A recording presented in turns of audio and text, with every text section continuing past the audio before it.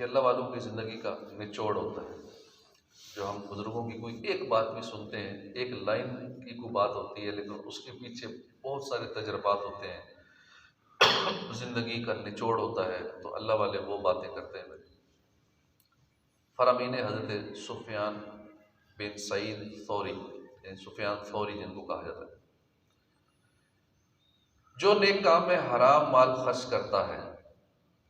कई लोग हराम कमाते रहते हैं, कहते हैं हम नेक कामों पे खर्च कर रहे हैं, तो वो उस शख्स की तरह है जो पेशाब से कपड़े पाक करता है।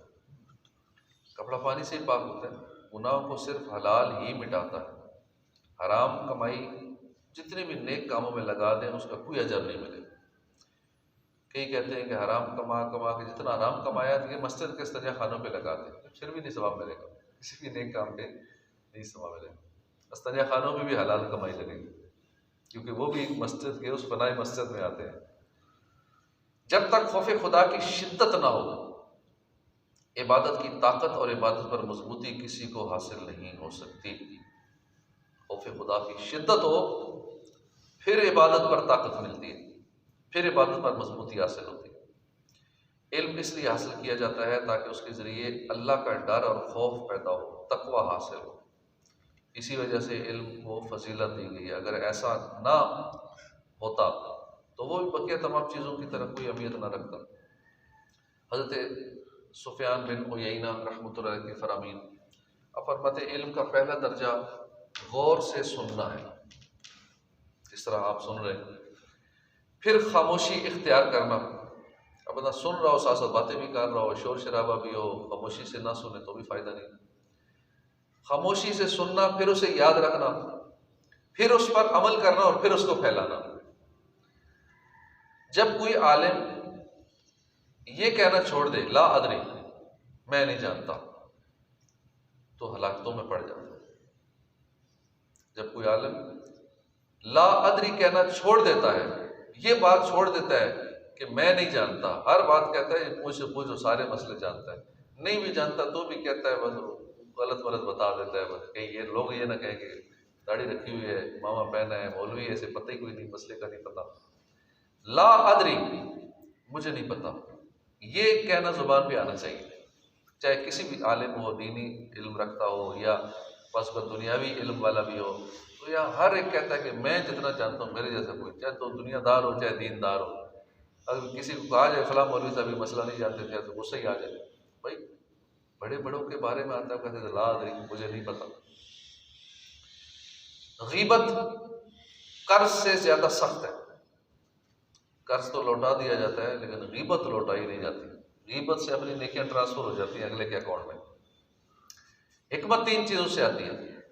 खामोश रहने से हिकमत आती है, गौर से सुनने से आती है, और महफूज रखने से। तीन खसलतों की वजह से हिकमत का फल मिलता है। हमेशा के घर जन्नत की तरफ रुजू करने से, धोखे के घर से दूर। धोखे का घर है दुनिया, दुनिया धोखे का घर। तो इस घर से दूर रहना और जन्नत की तरफ रुजू करना, और मौत से पहले मौत की तैयारी करने से हिकमत का फल मिलता है। असहाबे हिकमत के साथ बैठा करो, क्योंकि उनकी मजलिस गनीमत, उनकी सोबत सलामती, उनकी दोस्ती इज्जत है। हज़रत अब्दुल्ला बिन मुबारक फरमाते हैं, जिसने उलमा को हकीर समझा उसकी आखिरत को नुकसान हो। जहाँ बोलना ना हो वहाँ खामोश रहना आदमी के लिए ज़बरदस्त जीनत है। सच बोलना मेरे नज़दीक कसम खाने से ज़्यादा अच्छा है। खंदा पेशानी से मुलाकात करने, खूब भलाई करने और किसी को तकलीफ़ ना देने का नाम हुस्न अखलाक है। फ़ुज़ैल बिन अय्याज़ रहमतुल्लाह अलैह फरमाते हैं, अपने मुसलमान भाइयों की गलतियों को माफ़ करना बहादुरी है। गौर व फिक्र एक ऐसा आईना है जो तुझे तेरी नेकियां और बुराइयां दिखाता है। इसलिए रोज़ाना गौर व फिक्र करना चाहिए, टाइम मुकर्रर करना चाहिए सेल्फ अकाउंटेबिलिटी का, अपने जायज़े का।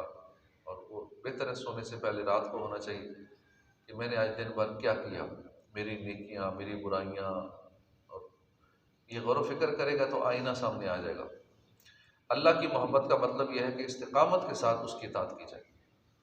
जिन कामों के करने का अल्लाह ने हुक्म दिया उन्हें करे, जिनसे बचने का हुक्म दिया उनसे बचने को अपने ऊपर लाजिम कर ले। फिर बंदा कह सकता है मैं अल्लाह से मोहब्बत करता हूँ। ज़ुबानी के अल्लाह से मोहब्बत करता हूँ और अल्लाह की इताअत ना करे, इबादत ना करे, नमाज ना पढ़े, अल्लाह की एक बात ना माने, तो वह झूठी मोहब्बत होती है। अगर तू तकदीर इलाही पर सब्र नहीं कर सकता तो अपने नफ्स की तकदीर पर भी सब्र नहीं कर सकेगा। ये अल्लाह वालों के बड़े कीमती फरामीन है। अल्लाह पाक इस पर हमें अमल की तौफीक अता फरमाए। आमीन बिजाहिन नबील आमीन सल्लल्लाहु तआला अलैहि व आलिहि